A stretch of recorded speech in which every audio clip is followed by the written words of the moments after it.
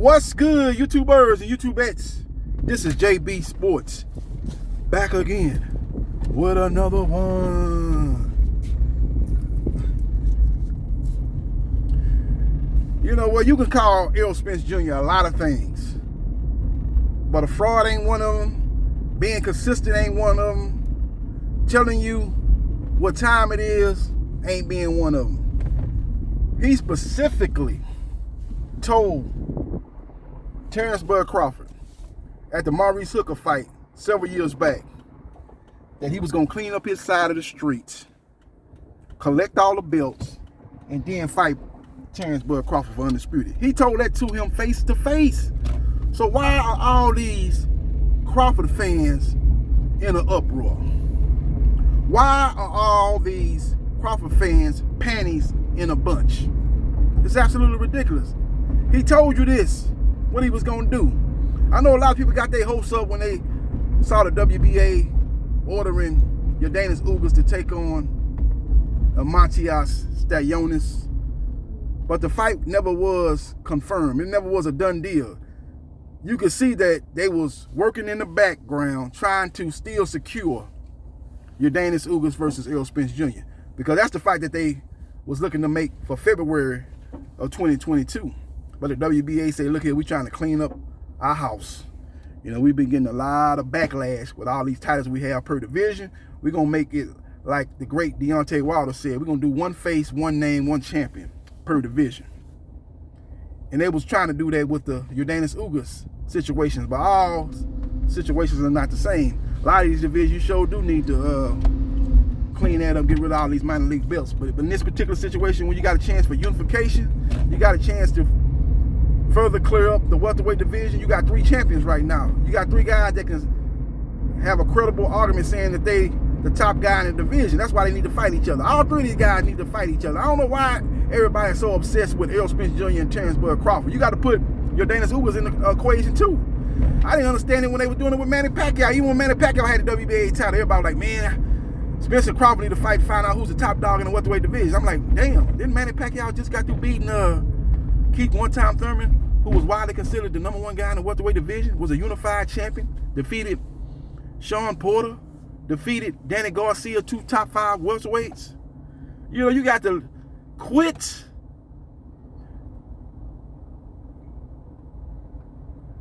missing the overall picture in the sport of boxing.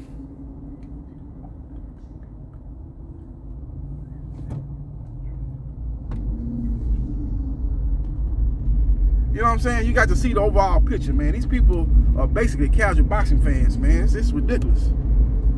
They're overlooking Yordenis Ugas. Now, once the Yordenis Ugas Spence Jr. winner is announced, whenever that fight takes place, whether it be March or April, whoever comes out victorious in that fight, and for people to assume that, oh, well, once Errol beats Ugas, we'll get Spence Jr. versus Terrence Crawford. Quit assuming that. That's not no... Man, look at... Let me put it to you like this. Yordenis Ugas going into this Spence Jr. fight will have a much greater chance. His odds, just look at the betting odds, his odds will be much higher going into the fight with Spence Jr. than George Kambosos' chances were going into the fight with Teofimo Lopez. And we all know how that fight turned out. So for everybody to dismiss Yordenis Ugas is answer 9, answer 10, answer 11, and answer 12. It's ridiculous, man. Let that fight play out and find out who the top dog in the welterweight division. We don't know who the top dog is. We have our opinions on who the top dog in the welterweight division, but we don't have no facts to back that up because the guys haven't fought each other. Spence Jr. is going to fight Yordenis Ugas. The winner of that must fight Terrence Crawford. Terrence Crawford wins his next fight. That's how it should go. All this over, Errol and Crawford need to fight. Ain't nobody want to see Errol fight Yordenis Ugas. Ugas is a guy that got elevated from regular WBA champion to a full WBA champion. He's not a true champion. He just got through beating Manny Pacquiao. What is you talking about? If he had beat Manny Pacquiao, your argument would have more credibility. He just got through beating Manny Pacquiao. A lot of people thought he beat Sean Porter. Very close fight. He's got 4 losses in 31 fights. But who to say he can't get better? He beat Jamal James. He's a good fighter. Styles make fights. I believe that fight between him and Errol Spence Jr. is a very competitive fight. It wouldn't be a bit surprised if he's able to get the victory over Errol Spence Jr. Am I picking him to beat Errol Spence Jr.? Probably not. But like I said, his chances going into the Errol Spence Jr. fight are higher than the chances of George Kambosos was going into the Teofimo Lopez fight. So let's see what happens, and let's see what transpires. But Errol Spence Jr. told Terrence Bud Crawford face to face. Remember that show back in the day, Face the Nation? Well, he told him face to face, and a video can be seen all across the nation. Just go back to the archives and watch the Errol Spence Jr. Terrence Bud Crawford encounter at the Maurice Hooker fight in Dallas, Texas. He told him, he said, let me clean up my side of the street, and let me do the heavy lifting, and then I'll come see you for Undisputed. That's what he told Terrence Bud Crawford. Terrence Bud Crawford had a little sly grin on his face, like say, yeah, you looking to take the easy route. Cause he said, wouldn't that be the best way to go? I'm taking the easy route. And people took that and ran with it. Thought he was saying, well, yeah, he want to fight the lesser fighters. He know he can beat Porter. He know he can beat those guys on the PBC side. So he'd rather face those guys and take on a much harder and much more difficult fight in Terrence Crawford. No, that's not what he was saying. He was saying the fights are easily to be made because those are PBC fighters. You still with Top Rank Boxing. You still with the Bar Father, Terrence. So let me take care of business at hand. Easy business to take care of. And then I'll come see you once I have all the belts. And people are mad that the fight got announced a couple of days ago. Acting like they don't remember what Errol Spence Jr. told Terrence Bud Crawford. Come on now. You can call him a ducker. You can call him being scared of Terrence Bud Crawford. You can say that he's terrified of Terrence Bud Crawford.